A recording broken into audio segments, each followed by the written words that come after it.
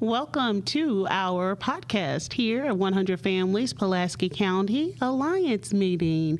Well, not the meeting, but the Alliance. Anyway, you know how we do it on our podcast. We bring in a guest. We have a great topic, and I want to introduce you all to our guest today, Mr. Adrian Sanders. Thank you for joining us, Adrian. I'm glad to be here. Yes, Adrian, I would like for you to just kind of tell us what you do, who you are, and just the history. Tell us where you were born. No, just Okay. Just kind of tell us a little bit about yourself, Adrian. Well, my name is Adrian Sanders. I work for Pulaski County Juvenile Court. I've been employed there now for a little over 22 years. Wait a minute, what? Yeah, a little over 22 years, going on 23 actually. You don't even look a day over 25. Thank you. I appreciate that. I'm an old man here. I wear many hats. I coordinate our sexual abuse management team. I'm currently our probation officer coordinator for A division staff, probation staff. I help facilitate our new FINS acceptance policy and procedure. So just to name a few, Okay. and hopefully an overall good team member. All right. Okay, so the fence thing I think is new for me. We're going to get into that. Okay. We can definitely do. All right. So what we're going to talk about today is really the family engagement and the impact on the juvenile justice system, and kind of your take on it, how you feel about it. Okay, first of all, for 22 years. Yeah, a little over 22. I'm 23. In the world, what kept you engaged in? First of all, what drew you to that? Well, honestly, what drew me to it is I interned with the courts when I was in college. Okay. And I had a chance to get acquainted with a wonderful group of people who were helping people help themselves. And at the end of the day, that was kind of I was like, man, this is really nice. These people that I work with or I'm interning with, they care about the people that they're helping, and they care about me because they accepted me into the family. So that kind of was the spark that lit the flame. And then once I graduated from college, I probably worked outside of the court for about a year. Then I got a call one day and was like, hey, we got a position. We think you might be good for it. And so it's been for almost 23 years now. Well, there you have it. So started interning. Yeah, started as an intern.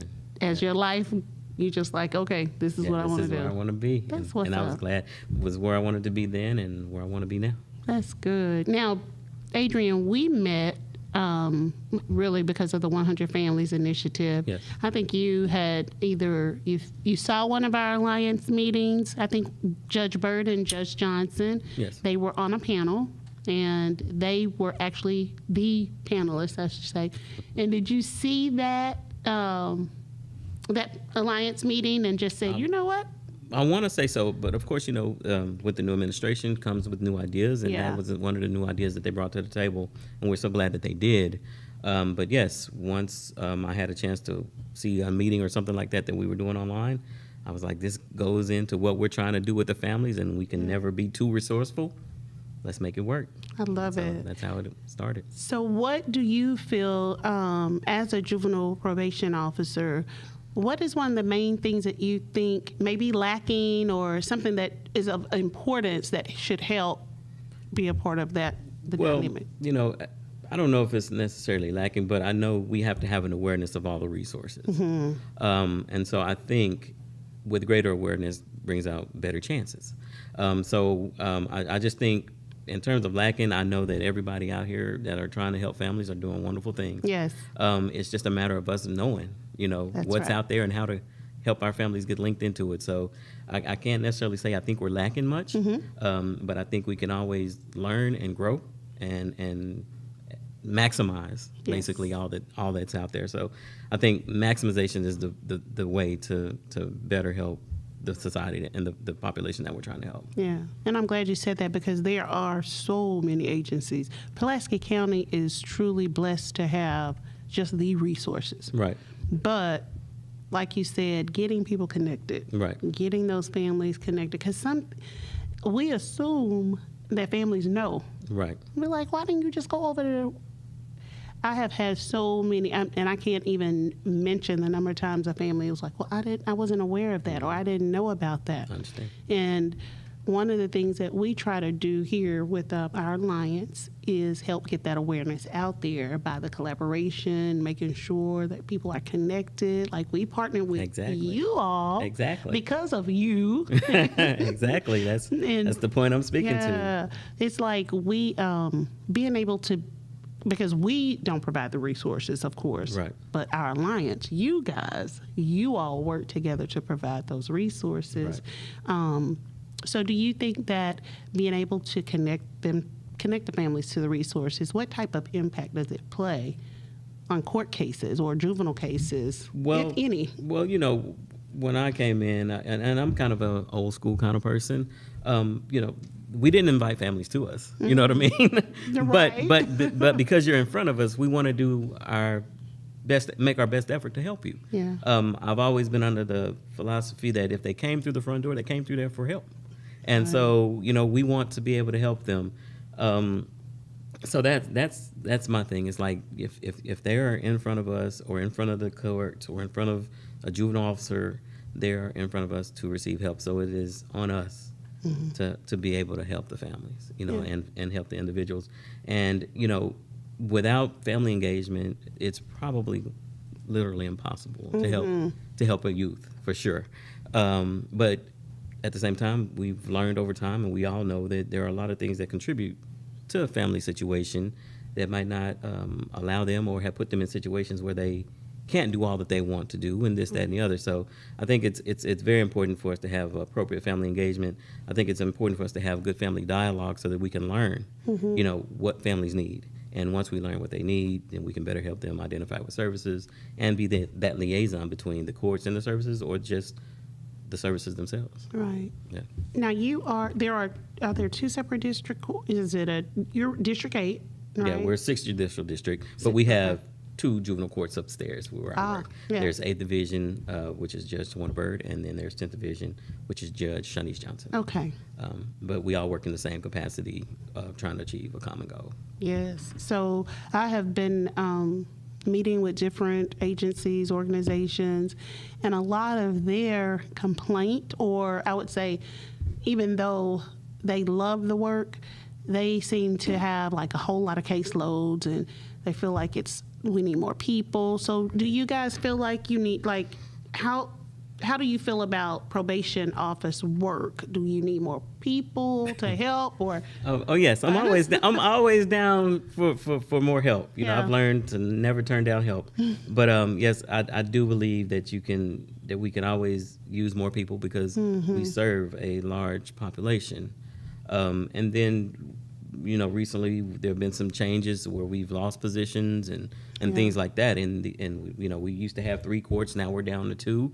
And the 2 courts that are there have to absorb the work of that court that is no longer there. So yeah, we can always use more people, more good people that are trying to help families, and we can always use some help. How do you go through that process? If you want to be a probation officer, like, what do they have to do? Well, most of the people that work over there with us, most of them have, gone to college. They have the college degree. They are, they've either majored in criminal justice psychology or a related field. Okay. Now, you do have some people that are just extraordinary, and they may have had like a journalism, degree, but they're just good at what they do. But most of the people are college educated, and some of them are even master's degree level people. Okay. And you are over like the District 8 team of probation. Yes, I am. Like I said, it just kind of depends on in what capacity I'm working. If I'm working with vendors and stuff like that, I'm the chief probation officer for 8th Division. If I'm coordinating my sexual abuse management team, I'm the sexual abuse management team coordinator. If I'm talking to a family that just came in off the street and their kid ain't involved with juvenile court at all, I'm just a juvenile officer. Wow. You know what I mean? So it's just, I have to. It's a lot of stuff. I have to take on a lot these days, but it's okay, and I'm glad because I've been there so long. Yeah. And I think I feel like I got a good grasp on the mission and what our purpose is. That I don't have a problem doing whatever I have to do to make sure we, as a family, a juvenile court family, are where we need to be in terms of helping families. I commend the work that you all do, and you have some great judges over there, and your team, y'all have just welcomed us as an agency or initiative Right. to come in. We want to help. Exactly. So for you all to just say, yes, what you're doing, we commend your work, and we want to be a part of the 100 Families Initiative. I thank you. I thank you because you made that happen. You were appreciate it. We need to get you over here, meet with them. But to know that, they're like, yes, this is something that our families could use. We've been getting referrals from you all. Yes. So Yes. we are so excited about that partnership. Yes. Now, Well, let me finish. Let me stop you. Go ahead. You're very Come on. welcome, and thank you, because we can never have enough to help these families. And without you all, our job would be that much harder. And it's because of your team, your judges, the probation, your innovative way of thinking. It's like, okay, so what can we do different, or what can we add to what we're already doing to enhance to benefit the family as a whole, which is so important. Right. And we're going to do a second segment. We're going to end this one, but when we come back, you guys will hear all the other stuff because he has a lot of hats, and we're going to talk about that. So tune in on our next segment. Thank you.